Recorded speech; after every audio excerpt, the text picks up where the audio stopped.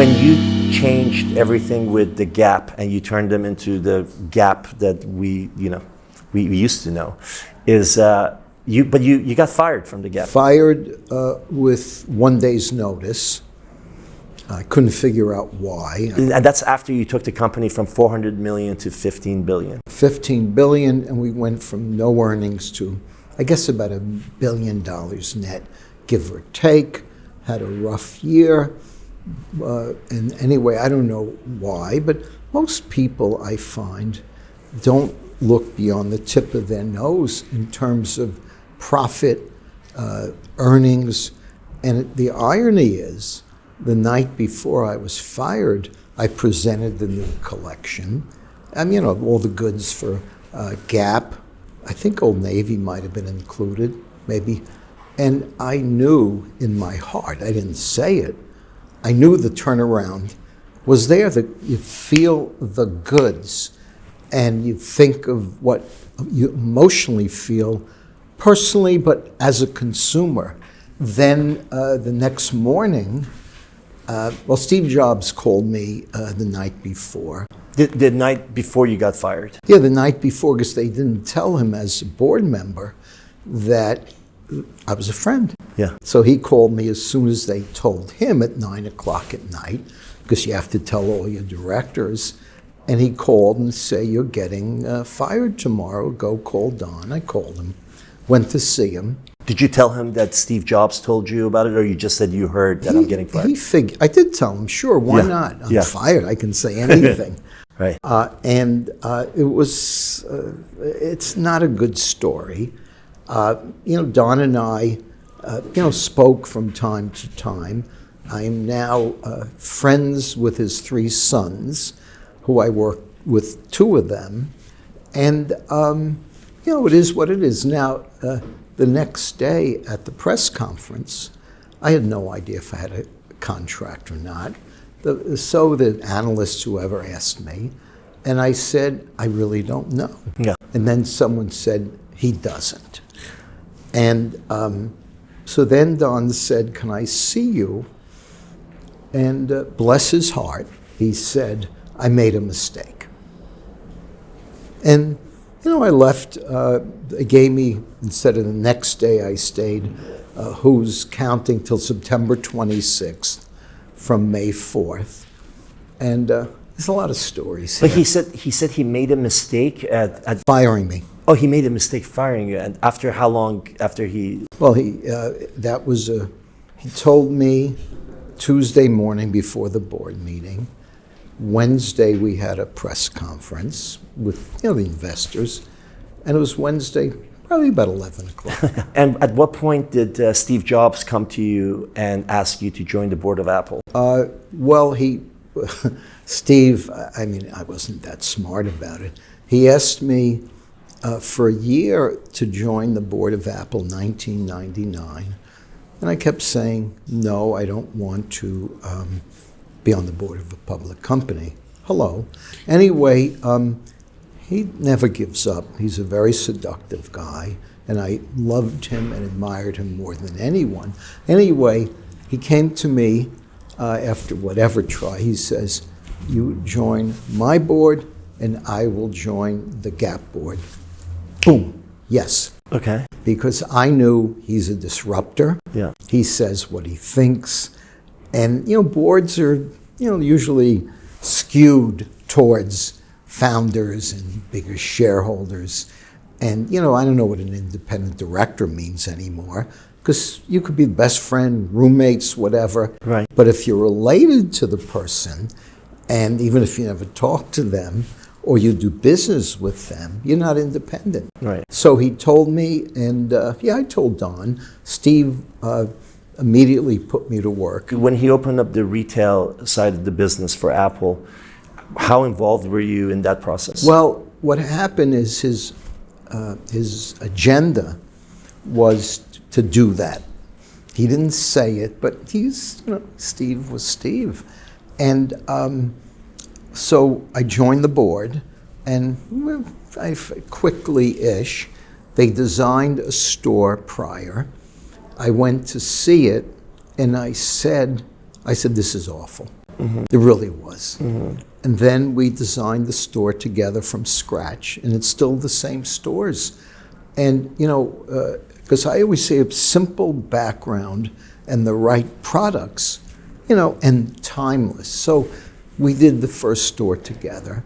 And then he, at the beginning, would ask me what colors I liked in the iPod, etc. But, he was, really a genius. Yeah. Really a genius. So it must feel good to walk into an Apple store and see that those inspirations you gave him are still alive. Well, the reality is, I don't know much about technology at all. I was on the board and I said, oh, how could I do this? In hindsight, I used to use a BlackBerry. Yeah. Steve, he'd look, and then I brought an iPad, but I hid the BlackBerry behind the iPad. Yeah. But he knew and everyone else knew. Right, And yeah. then I got an iPad way too late, an iPhone. Yeah. Did I say iPod before? iPad, yeah. Yeah, but it's the greatest thing in the world. Sure. And, he built this extraordinary thing that I don't see anyone who doesn't look at it all day. Yeah. And who knows what he would have built. He wanted to design a car. He wanted to design, but he was taken too soon. Right. Yeah.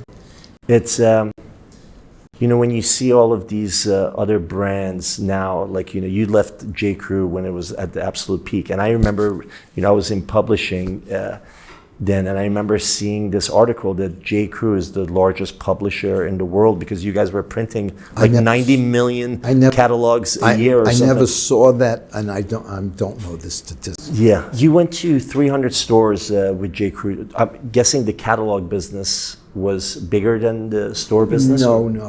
And those were the days where every single one of us opened too many stores. Yeah.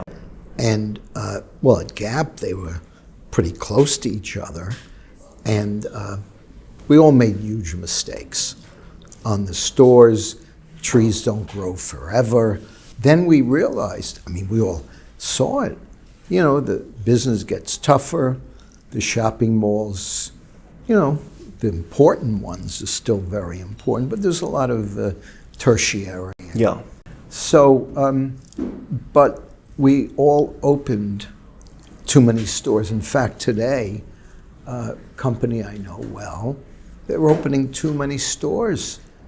And I said to the founder, why so many? Yeah. Whatever, I thought it was old thinking. And way too many for the kind of business it is, but less is more. What do you think the next iteration of retail is going to be? You opened up so many stores. Too many. Open up, Apple's retail, and you help inspire a lot of the Apple retail design. What do you think the next iteration of retail is going to be? I don't know. Consultants don't know. In fact, the day after Black Friday, they give the statistics of what comp was, because I guess they have a sampling. Right. Whatever. I don't know what the next iteration is. The most important iteration, if that's a word used the right way, is product, emotional, good real estate, good marketing, and a great merchant team and design team. And it's a kind of a recipe. But what's going to happen, I think my sense is there's way too much discount today.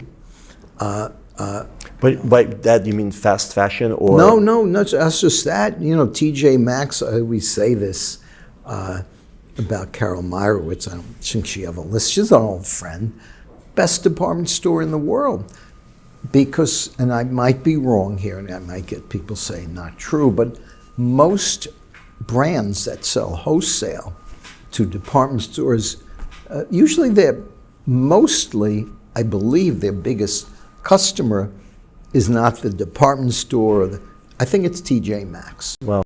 And so I think the world's headed that way, and which is why, by the way, I always wanted to not have goods that can get marked down. I think you have to own the goods. Yeah. And I learned that. And by the way, you never stop learning. And but the other thing today is there's a lot of investors invest in fashion companies. Right now, fashions, I believe, and anything I say, I'm not an expert, I just give my opinions. I believe fashion is out of style these days from investors. But having worked for a number of them, work means they were the chief percentage owners. I always owned something, but not, look, I've learned the biggest percent wins. Yeah. And frankly, most of them don't understand numbers, they understand profit, they understand short term, but no business, in my opinion, gets built short term. I mean, you famously told Kanye West not to partner with Gap. I got my ass kicked by Gap. I said it live, and they were in a board meeting. Yeah, but why did you think Kanye shouldn't partner with Gap? Well, I told him, but he didn't listen. I didn't tell him strongly enough. I used to know him a bit. He really liked what I did, but he idolized Steve Jobs, and so we got together a few times. We spoke, and at the beginning, I didn't say it strongly because I have a lot of friends at Gap, and who am I? It was clear. It was oil and water. Yeah. Big company, creative genius, doesn't, bureaucracy. And, the Gap, I have a lot of friends there. I said that on Live Yahoo, and I think we're in a board meeting. The emails start coming in. But what happened is Kanye called me a couple of times to complain. Whatever. Yeah. So I kind of said, you should have asked me beforehand. And then I fixed him up with my good friend, then chairman. And obviously the rest is history. Right. You grew up in the Bronx, and it's funny because we did this book called The Closing, which is like interviews with the titans of New York real estate. And we have everybody in there. And, as I'm editing this book, I found that there's two patterns here. One was that a lot of these guys went to Penn, right? That was the school that they went to. Interesting, yeah. But the other pattern was that almost like 60% of them, or 70%, were from the Bronx. Calvin Klein was born in the Bronx. Ralph Lauren was born in the Bronx. What do you think, made Bronx such an epicenter for all these talented people? I grew up with a mom who was very ill for many years, the year I was born. My father, whatever. Mm-hmm. And, I always wanted to escape from my apartment. I was lucky my 3 aunts lived down the street, because like a kibbutz. And I had 7 cousins. I was an only child because my mom couldn't have any more kids. And you want to get out. Yeah. Not that you want to get out, but you do want to get out because I lived a lot of the time in my fantasies because I didn't want to sometimes, and this is all speculation, I didn't really want to live in where I am now. Yeah. But I think the Bronx, you read about, it's always a small percent you read about. I don't know why Calvin and Ralph, it is coincidental because they were great competitors. Yeah. And, but I think if you grow up like that, the success, look, I said at my commencement speech, I think you read that, right? Yes. Yeah.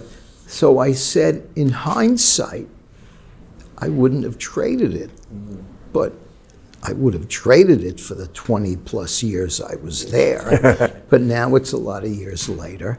And the other thing is, in my personal experiences, I like people who aren't fancy, because, there's so many of them.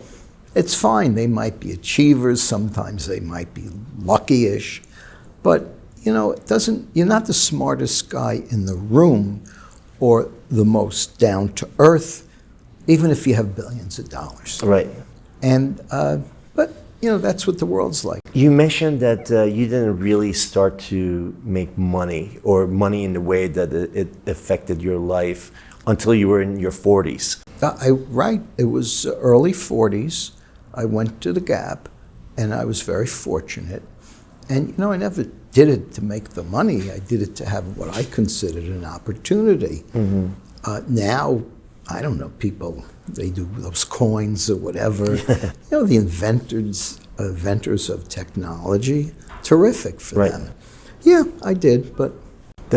There's this attitude today where people want to make everything and buy their first yacht by the time they're 30 and stuff, and use an example that that's not for everybody. Like most of these founders don't hit it. Like the Mark Zuckerbergs of the world are like 1 in a billion. Yep.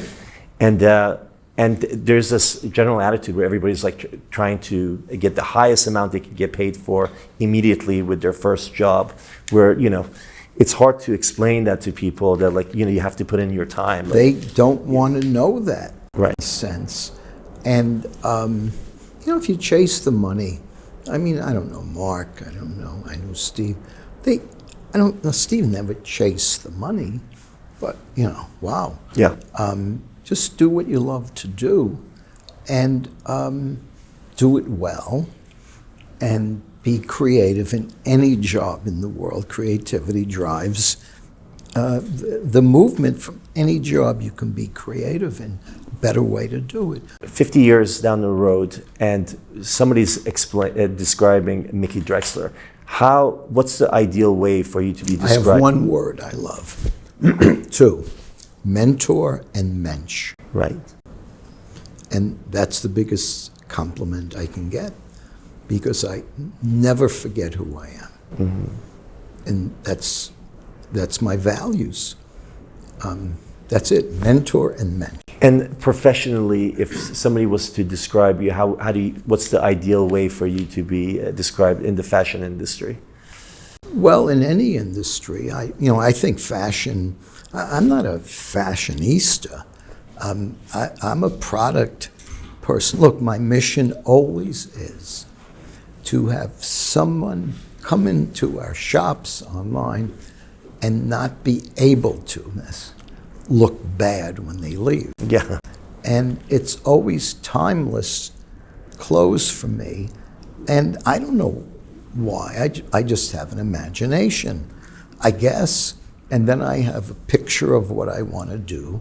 I failed. I opened up a company called Hemisphere 1987. I was very inspired by Hemisphere in Paris. I had this, wrote it off, recognized the mistake, and then you move on. You get knocked down, you got to get up and move on. You have this, obviously you've stayed in fashion this whole time, but you have a lot of other interests. We're not going to talk about it, but you have amazing homes and you love architecture and design and all that stuff. If tomorrow you could go into another industry and start in the same sort of a position that you are in fashion, what is the industry that you would like to go into? Well, I talked to this before. I love the schmata business. The schmata business. Yeah, nothing better. I think cars. In other words, who could run a $50 billion company? I think there's an absence of good design in automobiles today. Mm-hmm. As I said, they all, to me, look alike, or I can't tell the difference from one to the other. And I used to be, when I was, young in the 60s, you always knew, 50s, you always knew the new cars. It was a big deal. Now, there's very few, in my personal opinion, beautiful cars, unless they're old. Right. And so at one point I used to buy beautiful old cars, maybe fantasies of what I wanted, dreamt about as a kid. But I think I would say a car company.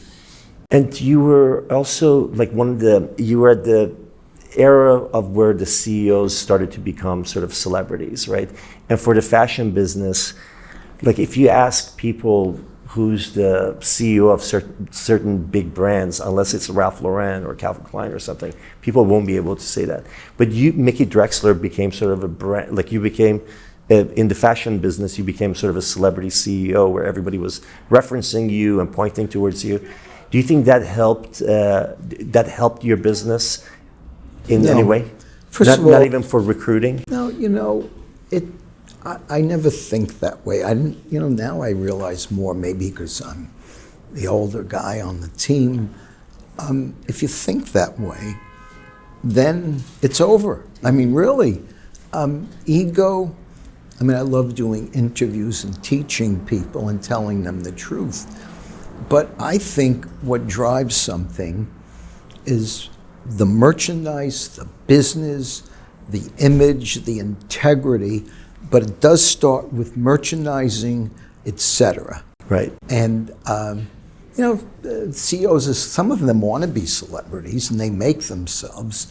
I knew a few of them who very well known, always in the news. And then they I will tell you later who I think they are, but they're all transparent. Yeah.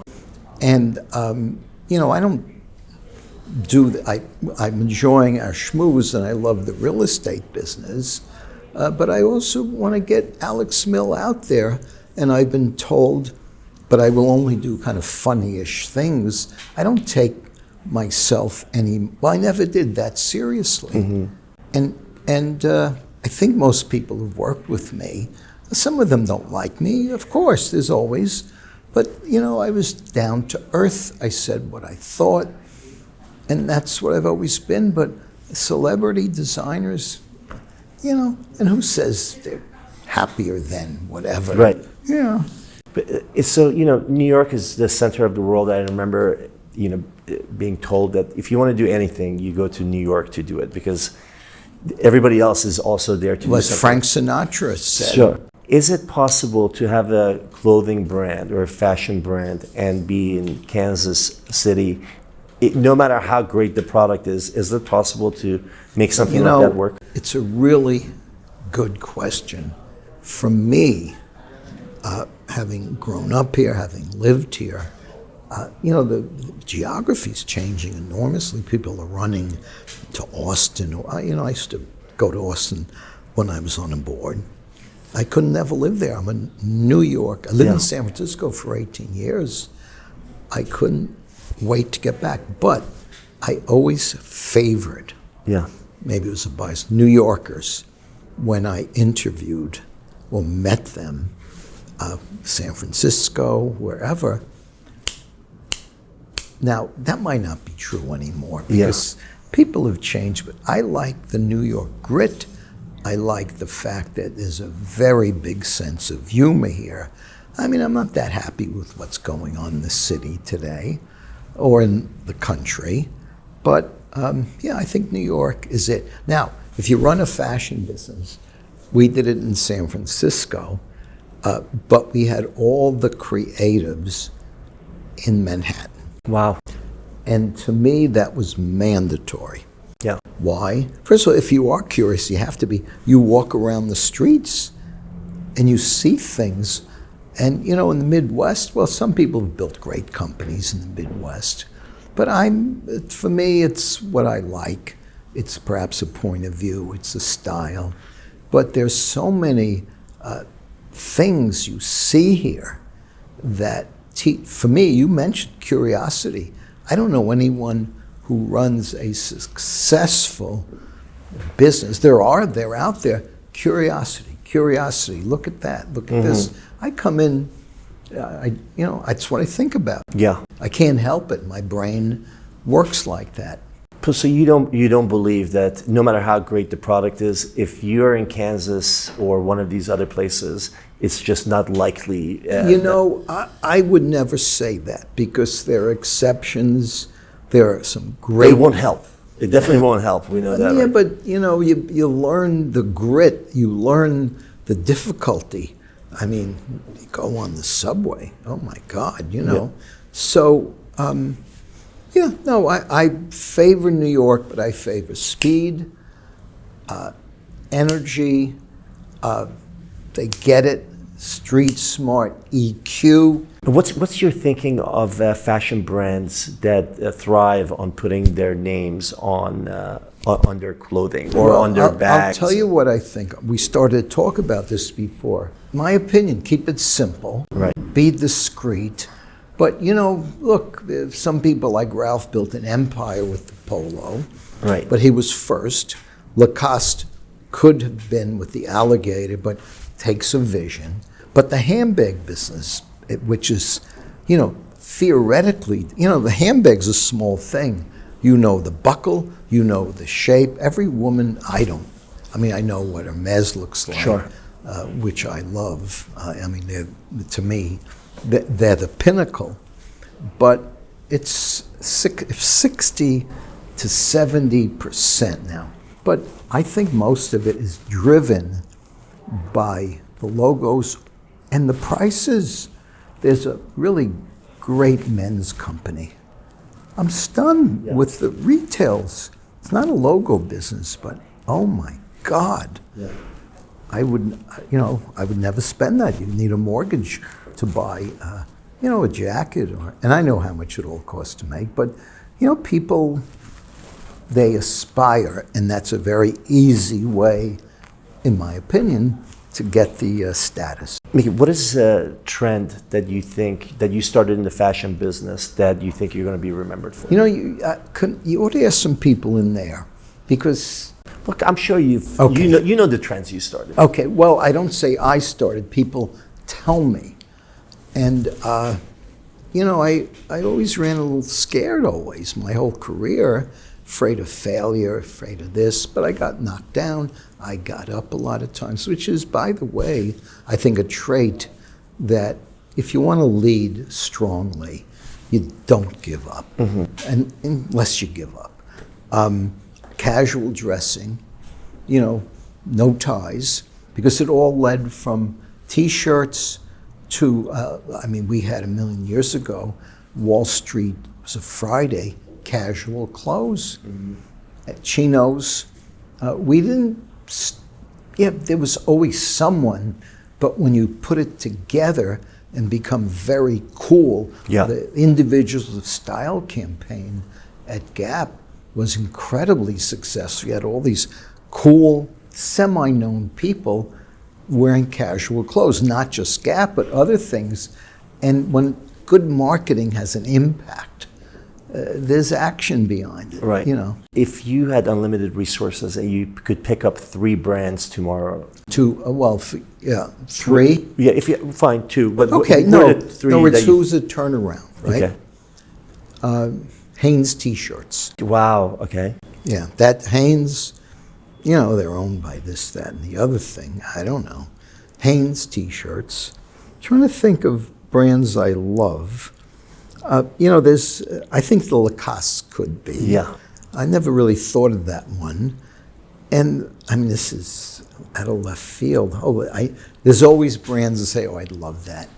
But, Penguin. Yeah. I never think of it. I just said it's fun, that little penguin. You can create, and those are all 3, I guess, logo brands. And there's others. Any company that has integrity and is long-term and known, then the imagination kicks in. But what do you think would have to happen to retail, just as a finishing thought? What would have to happen in retail for it to make some sort of a comeback? And I feel like it sort of has, because the expectations from the landlords has dropped a little bit, so people can afford to be experimental a little bit. But what would you like to see in order to see retail make a comeback? Well, it didn't go any place for good companies. I think half the retailers should really maybe go out of business. Yeah. I mean, we're so overstored. Make a third. I'm not, I don't want to insult anyone. Yeah. But I always say this to myself. What would one do, America customers, if this company went away? Yeah. Would you miss it? No. I mean, on a fair amount of companies, because there's crazy competition, prices, but scarcity of all these choices. I mean, I don't know the difference, because I don't look at department stores. We sell some because we have to get minimums. but what purpose do they serve, whatever the product is, in the world? Yeah. And if it's a commodity, you know, like kale was a commodity. Right. 5 years ago, it becomes famous and then whatever. Right. But if you have some uniqueness, emotion, you communicate with your customers down to earth, and you look at everything through the lens of a customer, you will succeed. Because long-term prices, they'll get cheap. There'll always be someone cheaper. You mentioned this one company, Shine, very successful. But, you know, it's not what I like to do. Right. I like to do what I do. And I practice my craft for all these decades. I said to a friend who runs this multi-monster company, I said, how do you run such a disparate company like this? He says, well, I hire good people. He says, well, what do? I said, I practice my craft for 40 plus years, and it's the same craft or skill set required in every company. Right.